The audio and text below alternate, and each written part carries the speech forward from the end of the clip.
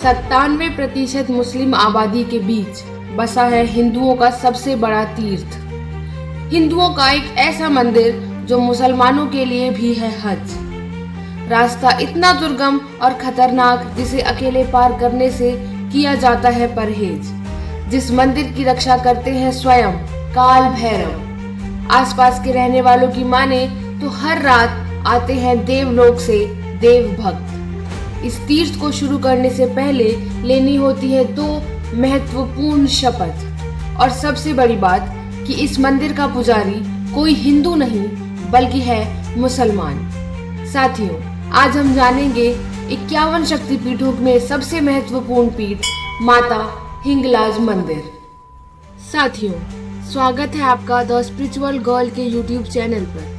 पाकिस्तान के कब्जे में आने वाला क्षेत्र बलूचिस्तान के दुर्गम रेगिस्तानों में बसा है माता हिंगलाज का बेहद प्राचीन मंदिर। बलूचिस्तान जगह पाकिस्तान द्वारा किए गए अत्याचारों के चलते अक्सर ही समाचार में बना रहता है, पर हिंदुओं के लिए ये जगह माता हिंगलाज के लिए प्रसिद्ध है।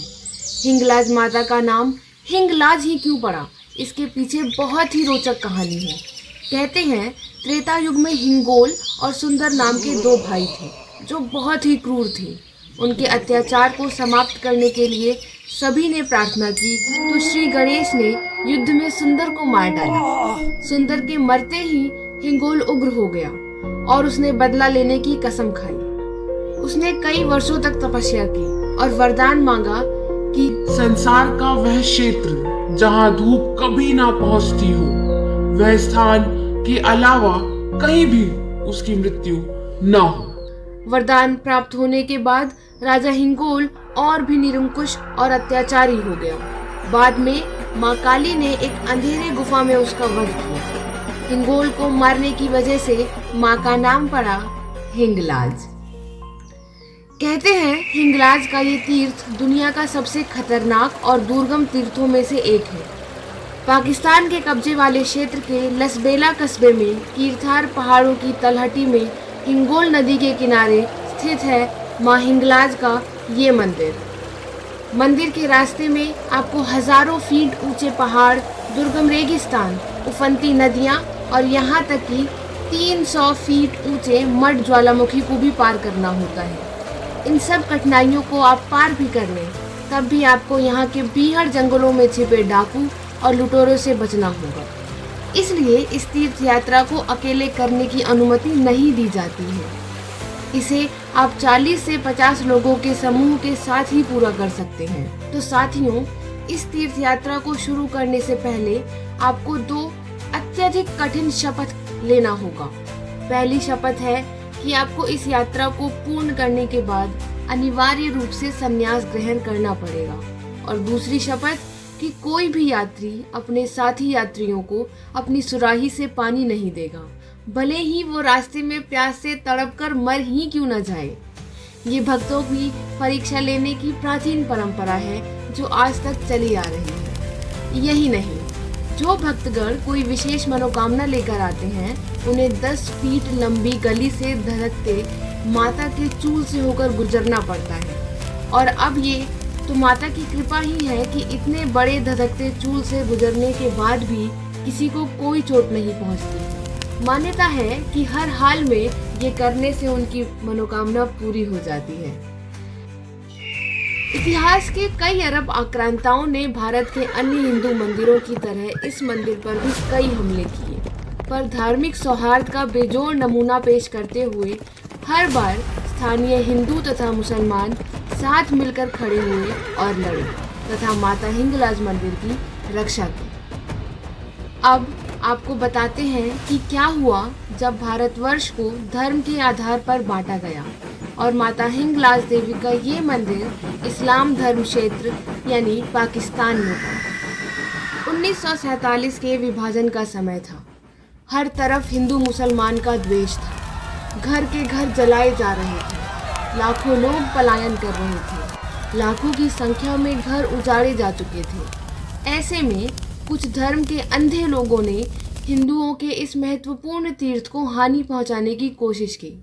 दुर्गम वनों और पहाड़ों को पार करते हुए जब वो लोग वहां पहुंचे और मंदिर को हानि पहुंचाने के लिए जैसे ही हाथ उठाया, वैसे ही तेज हवाएं बहने लगी और पूरा आसमान धूल से ढक गया। किसी को कुछ दिखाई नहीं दे रहा था। पर जब धूल के बादल छटे तब धर्मांध लोग हवा में लटके मिले। बस वो आखिरी बार था जब किसी आतंकी ने माता के मंदिर की ओर मुड़ के देखा होगा। इस मंदिर का इतिहास बहुत पुराना है। शिव और सती के वियोग में जब भगवान विष्णु ने माता सती के जले हुए शरीर के 51 टुकड़े किए, तब उनका ब्रह्मरंध्र यानी सिर के ऊपरी भाग यहाँ आकर गिरा। इसी जगह को आज माता हिंगलाज का मंदिर कहा जाता है। दोस्तों, अगर आपको शिव और सती के वियोग की इस पूरी घटना को जानना चाहते हैं तो ऊपर दिए गए लिंक की ओर क्लिक करें, या वीडियो के अंत में भी आपको इस कहानी की लिंक मिल जाएगी। माता हिंगलाज के दरबार के एक किस्से को बहुत ख्याति प्राप्त है। एक समय की बात है, 12 भक्तों का एक जत्था माता के दर्शन के लिए पहाड़ी की ओर बढ़ रहा था। रात हो गई तो सबने विचार किया कि बीच रास्ते में ही पड़ाव डाला जाए। सब एक साथ रुके और अपने साथ लाए भोजन से पेट की भूख मिटाई। रात्रि का मध्य प्रहर हुआ ही था कि उन्हें कहीं से गीत, पायल की झनकार और पैरों के पदचाप सुनाई दिए। रेगिस्तान के सुनसान इलाके में जितनी दूर हो सकती थी उन्होंने अपनी नज़र दौड़ाई, पर उन्हें कुछ हासिल न हुआ। अगली सुबह जब वे मशन करने पहुंचे तब मंदिर के पुजारी ने उन्हें बताया कि हर रात इस स्थान पर ब्रह्मांड की सभी शक्तियाँ एकत्रित होकर रास रचाती हैं और दिन निकलते ही हिंगलाज माता के भीतर समा जाती हैं। साथियों, हिंगलाज माता के मंदिर ऊंची पहाड़ी पर बने एक गुफा में है। यहाँ माता का विग्रह रूप विराजमान है।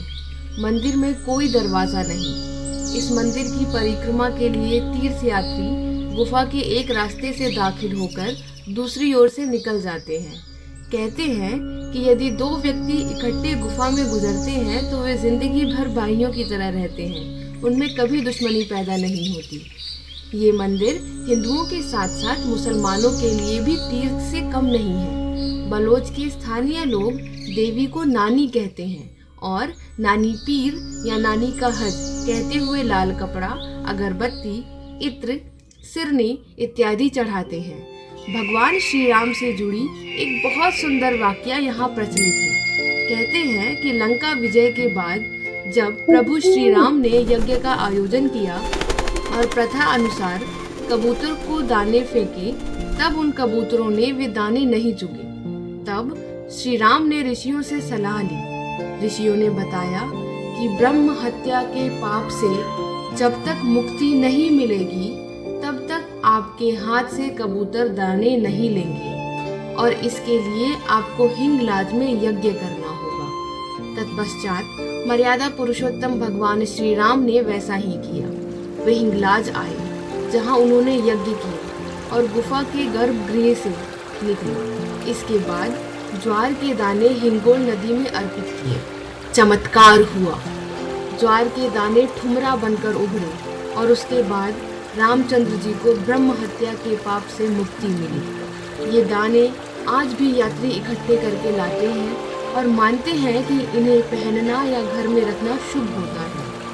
आज भी ये दाने हिंगोल नदी माँ यानी अघोर नदी से एकत्र किए जाते हैं। नदी के पानी में ढूंढकर उसी में माला बनानी होती है, क्योंकि बाहर निकालते ही वे पत्थर जैसे सख्त हो जाते हैं।